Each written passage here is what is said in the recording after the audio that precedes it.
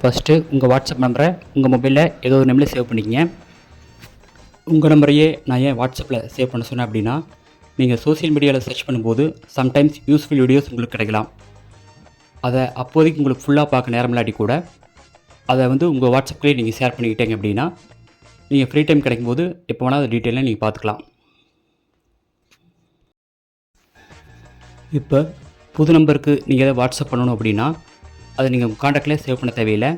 அதுக்கு பதிலாக உங்கள் வாட்ஸ்அப்லேயே அந்த நம்பரை டைப் பண்ணி ஜஸ்ட்டு சென்ட் கொடுத்தீங்கன்னா போதும். அந்த நம்பர் உங்களுக்கே திரும்ப மெசேஜாக வரும்.